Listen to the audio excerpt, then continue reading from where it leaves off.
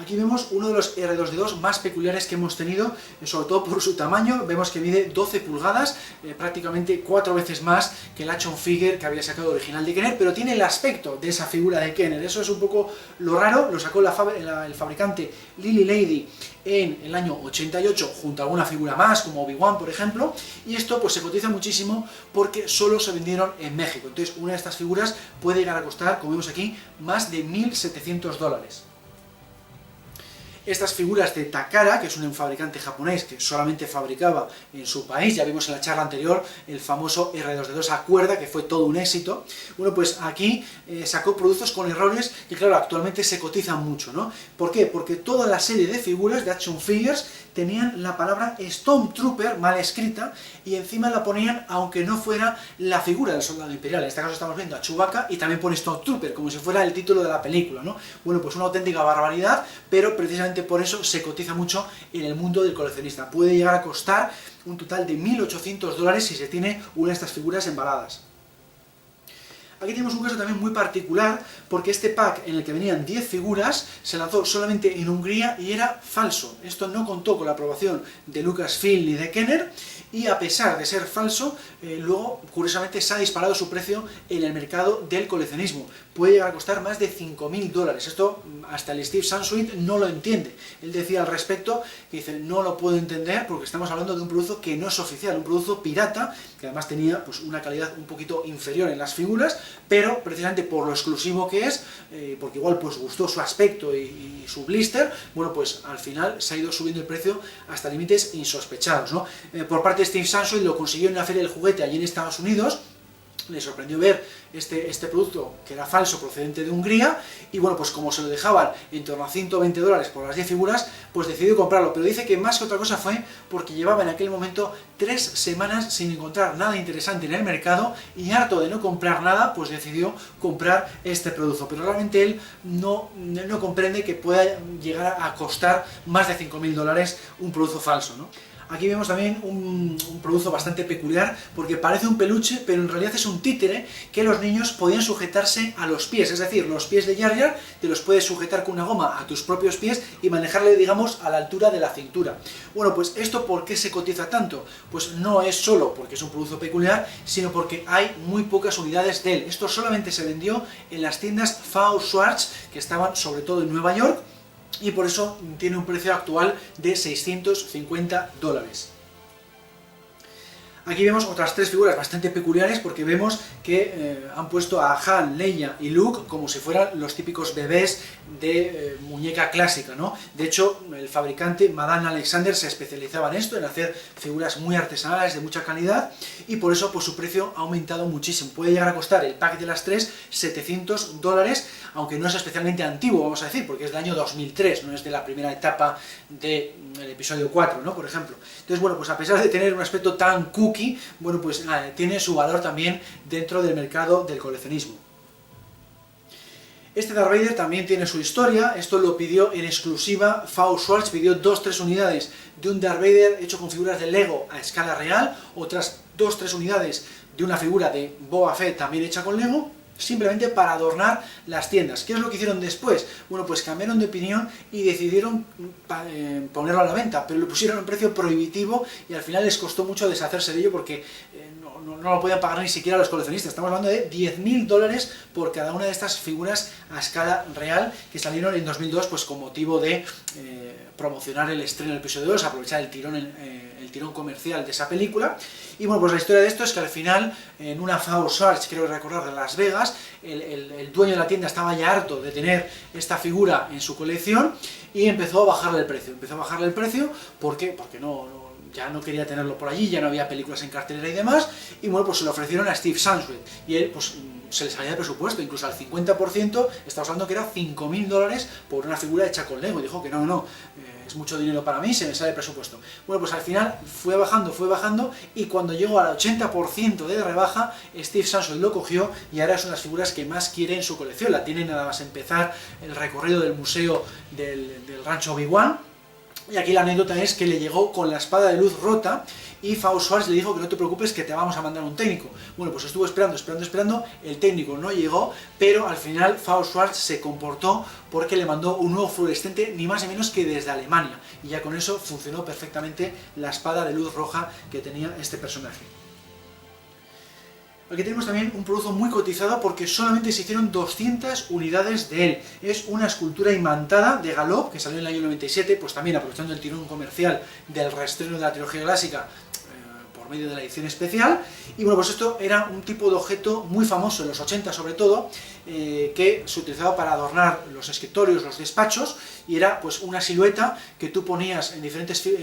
podías montar tú la figura que quisieras, porque la base estaba imantada y las figuras eran metálicas. Bueno, pues se hizo eso mismo, pero con la figura del halcón milenario. Bueno, pues eso también se cotiza muchísimo. No he encontrado qué precio puede llegar a tener actualmente en el mercado, pero seguramente que una pequeña fortuna, por lo que digo, porque solamente sacaron 200 unidades, porque entendían que solo iba a gustar a ejecutivos y gente así. Esta mula de droide mecánico, de Pit Droid, que salió en el año 99, con motivo de que las tiendas Faust Schwarz pudieran colgar las chaquetas y otros productos de tela relacionados con el episodio 1. Bueno, pues esto no estaba a la venta originalmente, de hecho está prohibida su venta, o sea, esto es un producto que te da Lucasfilm para promocionar ciertos productos. Bueno, pues cuando vieron que había mucho interés por parte de los coleccionistas de hacerse con ellos, lo pusieron a la venta de Strangis para los coleccionistas y lo empezaron a vender. Bueno, pues esto se dio cuenta Lucasfilm y lo prohibió, porque claro, Lucasfilm no estaba cobrando de esos productos, de estas mulas, ¿no? Entonces, dice Steve Sansweet al respecto que por su parte pudo conseguir una sin pagar, pagando lo que le pedía la tienda Faust Schwarz antes de que llegara la prohibición. Digamos que fue muy rápido porque luego ya fue imposible quedarse con ello, porque lo mandaron destruir, vamos. Aquí, con este peluche de Ahsoka, que salió en el año 2008 también, aprovechando el tirón comercial de la película de Clone Wars, bueno, pues vamos a ver un ejemplo de cómo trabaja Lucasfilm, que es muy exigente con todo tipo de productos. Aquí rechazó la calidad que tenía el peluche de la izquierda y ya dio el visto bueno al peluche de la derecha, que es el que llegó a las tiendas. O sea, que quería que todo concordara perfectamente, ¿no? A nivel de color, a nivel de los rasgos del personaje, etcétera, etcétera. Y esto lo he visto en muchos productos, en puzzles, en juegos de mesa, en action figures y demás. Vigilaban mucho los productos que salían al mercado, no querían que salieran productos chapuceros de Star Wars. Y los que ha habido, pues normalmente son productos Bockler, ¿no? Productos piratas, falsificaciones. Bueno, pues esto es lo mismo. El que más se cotiza, ¿cuál es? El de la izquierda, porque solamente se hizo en formato prototipo. Vamos a terminar ya la charla con el quinto y último capítulo, el de las incongruencias del universo expandido. Aquí quiero decir antes de nada que en general, tanto Lucasfilm Licensing en su día como el actual Lucasfilm Story Group hacen un trabajo increíble porque todo más o menos casa, ¿no? Tú lees una novela, puede continuar la historia en un cómic, luego puede continuar en un videojuego y más o menos está todo bastante bien hilvanado para la gran cantidad de productos que hay de Star Wars. Sin embargo, a pesar de que hay esos organismos para impedir los errores, pues se han cometido algunos, ¿no? Entonces, me gusta comentar en esas charlas algunos de ellos porque no dejan de ser también datos impactantes. Por ejemplo, en el actual canon de Disney se ha cometido un error con la novela de Ahsoka que salió en el año 2016, porque aquí la forma en que describe cómo se conocen Ahsoka o Obi-Wan y Anakin no coincide con la forma en que se conocieron en la película de 2008, en The Clone Wars. En la película ya sabéis que simplemente aterriza y se reúne con Anakin y Obi-Wan después de que ya han vencido a las tropas separatistas. En la novela no, en la novela Ahsoka a bordo de un crucero republicano tiene que atravesar un bloqueo separatista para poder reunirse con los otros dos personajes. Por supuesto, también choca la cosa cuando atendemos a la serie de animación de Clone Wars que tuvimos entre 2008 y 2020. En la última temporada, la de 2020, vemos a Ahsoka enfrentándose a Darth Maul en Sundari, en el planeta Mandalore, pero esto no fue así en la novela de Ahsoka de 2016. Ahí se enfrentaban en una plaza en la que Ahsoka le había tendido una trampa, un argumento completamente distinto. En cuanto a esta novela, Darth Bane, Camino de Destrucción, que salió en el año 2006, también choca cuando narra el tema de la bomba mental. Ya sabéis que aquí hay una batalla entre Jedi y Sith, y los Sith, como están viéndose rodeados por los Jedi, lo que hacen es suicidarse con una bomba mental para llevarse con ellos el mayor número posible de Jedi, mientras pues Darth Bane escapa y monta pues la estructura de maestro y aprendiz, por así decirlo, ¿no? Bueno, pues esto choca con otros productos de lo que es el universo expandido, en concreto con el cómic Los Jedi contra los Sith del año 2001, porque aquí se decía que el personaje de Gitane llegaba a hablar antes de morir con Darth Bane. Sin embargo, en la novela moría inmediatamente y no tenía la oportunidad de conversar con el maestro Sith. También choca con el videojuego Dark Force 2, titulado Jedi Knight, que salió en el año 98, porque aquí Kyle Katarn, el protagonista, que sabéis que es un aprendiz de Jedi, tiene una visión en la que observa cómo transcurrió el enfrentamiento ese de la bomba mental y tenía lugar en un valle. Bueno, pues sin nada que ver con la historia de esos otros dos productos que hubo después, porque se trasladó la acción a una cueva, tanto en el cómic como en la novela. En cuanto a las Guerras Clon, esa serie de animación de Cartoon Network que tuvimos entre los años 2003 y 2005, bueno, pues ahí contaron un acontecimiento, vamos a decir, importante, que es el nombramiento de Anakin como Caballero Jedi. Eso ocurrió en los primeros episodios y al principio, digamos, de las Guerras Clon. Bueno, pues esto choca con lo que se vio en el año 2004 con esta novela de la prueba del Jedi, porque aquí, después de esta novela, que transcurre en torno a 6 meses antes que el fin de las Guerras Clon, era cuando nombraban por fin a Anakin como Caballero Jedi. O sea, el acontecimiento tenía lugar en otra época totalmente distinta, y bueno, pues aquí hacían como que por fin le nombraban Caballero Jedi por su gran éxito en esta misión en la que tenía que liberar un planeta que era muy importante por un tema de telecomunicaciones galácticas de la República. Tenía un repetidor, digamos, de comunicaciones que era muy importante para la República y tenía que impedir que cayera en manos de los separatistas. En el mismo año 2004 vuelve a suceder lo mismo con esta novela juvenil de la serie de Boba Fett titulada A New Thread. Aquí se decía que Anakin todavía no era Caballero Jedi, a pesar de que transcurría después de la novela que acabamos de ver de la prueba del Jedi.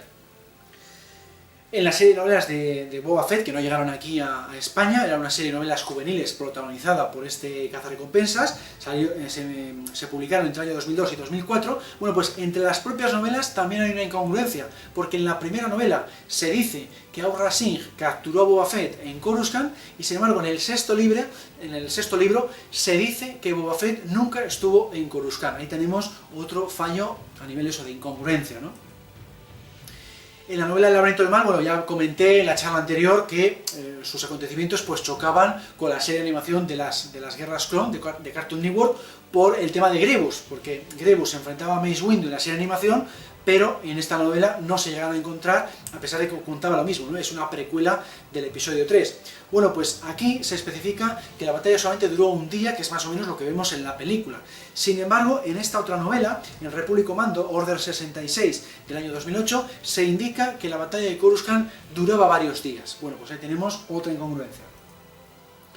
Aquí tenemos el videojuego X-Wing, uno de los primerísimos que tuvimos de la saga, porque al principio, en los años 80, LucasArts, o mejor dicho, George Lucas, prohibió que se hicieran juegos de Star Wars porque querían que LucasArts pudiera destacar con temáticas originales, y por eso pues tuvimos grandes videojuegos y grandes franquicias como los juegos de Indiana Jones, los juegos de Secret of Monkey Island y demás, ¿no? Bueno, pues aquí ya por fin, vamos a decir que abrió la veda para hacer juegos de Star Wars, porque los que había habido eran de Atari o de otras desarrolladoras, y este creo recordar que fue el primer videojuego de Star Wars hecho por la propia LucasArts. Bueno, pues aquí se cuenta la famosa misión en la que los rebeldes consiguen los planos secretos de la Estrella de Muerte, y el que lo consigue se llama Kellan Farlander. Sin embargo, 2 años más tarde llega el videojuego Dark Forces, protagonizado, como hemos dicho antes, por Kyle Katarn, que es una especie de aprendiz de Jedi, por así decirlo, y es él el que consigue los planos secretos de la Estrella de Muerte. No respetaron el nombre que le habían dado al personaje en el videojuego anterior, a pesar de que solo habían transcurrido 2 años de uno a otro, ¿no? Y por supuesto esto se dejó de lado con el canon de Disney, porque ya sabemos que decidieron empezar de cero. Era muy difícil seguir fabricando cosas en el universo expandido porque todo estaba ya ocupado de historias en cómics, videojuegos, novelas y demás. Decidieron hacer borrón y cuenta nueva, y por eso en el actual canon, el robo de los planos secretos de la Estrella de Muerte lo tenemos en Rogue One, ese spin-off fantástico que salió en el año 2016, y ahí el personaje masculino que tenemos que participó en esa misión fue Cassian Andor, interpretado por Diego Luna. Y luego, por supuesto, también estaría Jyn Erso, ¿no? Que son los dos protagonistas de la película. En este suplemento del juego de rol, Galaxy Guide 5, Return of the Jedi del año 95, se explicaba que Regis sobrevivía a la explosión de la barcaza de Java que vemos en la batalla de Carcún de la película. Sin embargo, al año siguiente se lanza un relato protagonizado por Regis en esta fantástica antología titulada Tales from Java Palace del año 96, y aquí se decía que Regis moría en la barcaza igual que la gran mayoría de personajes de esa parte de la película, ¿no? Algo parecido pasó también con esta otra antología de relatos que salió en el año 96 también, Tales of the Bounty Hunters, porque aquí se decía que el nombre original de Boba Fett era Jaster Merrill. Bueno, pues unos pocos años después, concretamente en 2002, en este cómic de Jango Fett titulado Temporada de Caza, se decía que Jaster Merrill era el mentor de Jango Fett, que es el que vemos aquí en portada protegiendo a un Jango Fett niño, ¿no? Bueno, pues ahí tenemos otra incongruencia en cuanto a la historia de Boba Fett.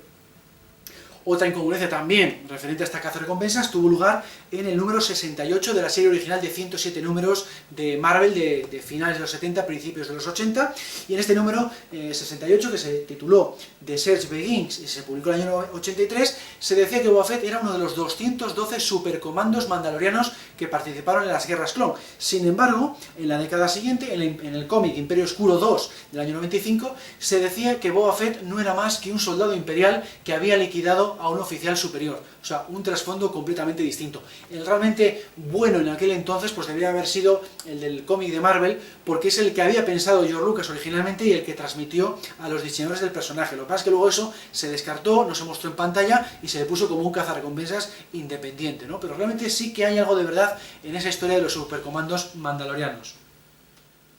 Y bueno, pues con esto termino esta charla, espero que os haya gustado y nos seguimos viendo en Talleres Skywalker.